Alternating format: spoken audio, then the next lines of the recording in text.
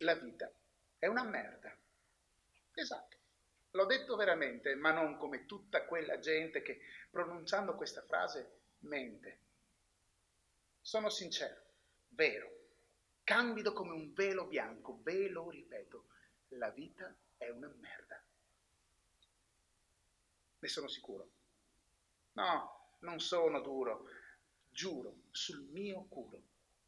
Culo, sì, dove nasce la vita, perché la vita è una merda. Non c'è da vergognarsi, è la natura così, non si può trattenere tutto dentro, fa male. Prova a restare fermo lì sulla riva ad aspettare. Non se ne starà lì, la vedrai scappare e allora sarà troppo tardi. E a volte scorre via che non puoi trattenerla. Tieni stretto, stringi, non può essere, cerchi di resistere, non ci vuoi credere.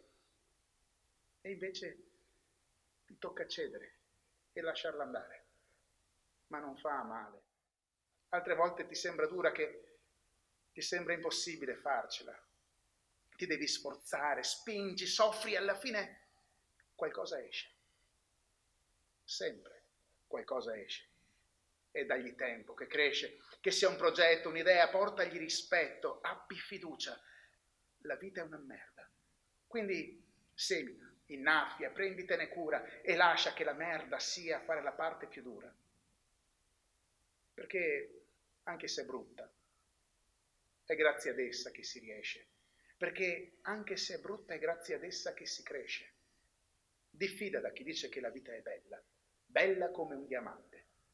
Perché il diamante è bello, sì, ma è solo apparenza. La vita è un diamante, una brutta credenza. Nulla nasce da lì, è solo abbagliante, nulla cresce da lì. È così frustrante. Vivere guardando e aggiustando ogni giorno il proprio riflesso solo per piacere. Ma per piacere. Compiacersi per farsi amare grazie a qualche trucco, ritocco, finzione o una moina. No, grazie. Nessun diamante per me. Preferisco una latrina.